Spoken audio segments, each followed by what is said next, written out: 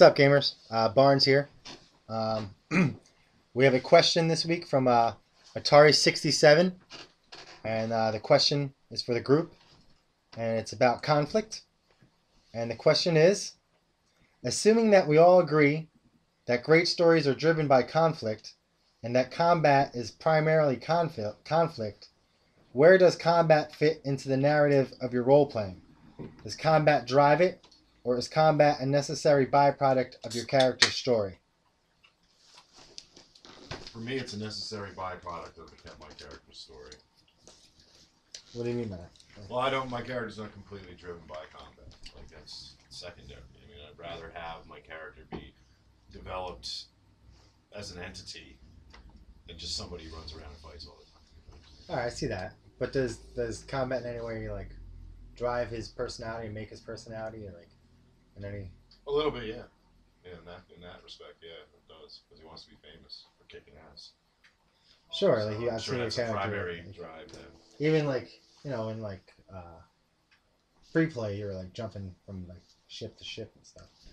You know, that's said a lot about your character. Like I think. Yeah, he's definitely combat. But that wasn't necessarily combat. That was just a risky skill you took. Yeah, but I wouldn't say I'd want his like as an entity be defined by combat though. Now is that this particular PC, or is that like all you as a player in general? It's this particular PC right now. Some I still have characters to make that could be different. I don't know. Right. What do you feel, Dan? I have a horrible habit of being a ridiculous power gamer. So that's me. I am the power gamerist. So the power gamerist. Yes. So with me, my character is basically the question.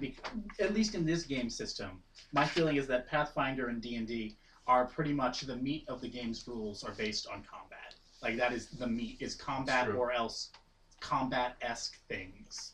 So if you want a character to perform quote unquote optimally, your character has to be focused on something, generally combat or skill checks, which are their own weird combat that's less fleshed out in my opinion.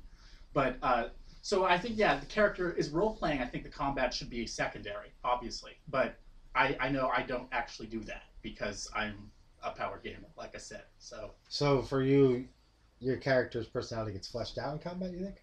No, definitely not. Definitely gets fleshed out in the after effects of combat, or before combat, or between combats. The combat is just as like roll dice, hit things with swords.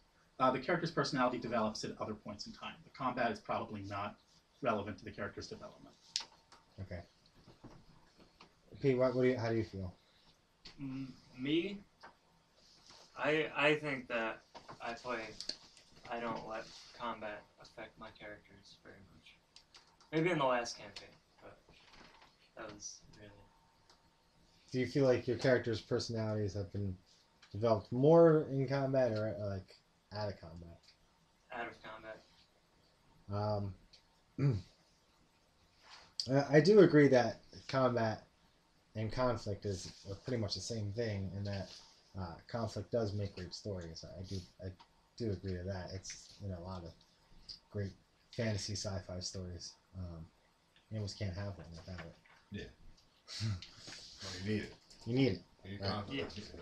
You need some kind of conflict. Yeah, that's what makes the story. That's how stories are made, exactly.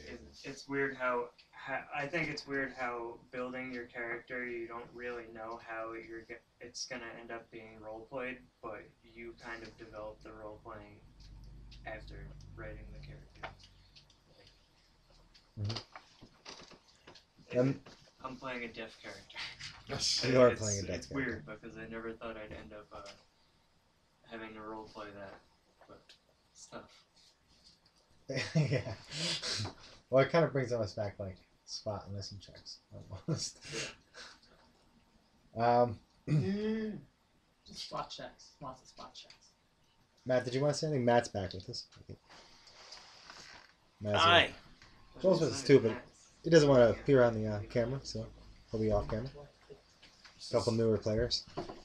This is an interesting character build and gaming session for me, being a more novice gamer, especially because last time my character was so healing based. So learning learning a little bit more about what combat means to this character is exciting, but he's certainly out for combat.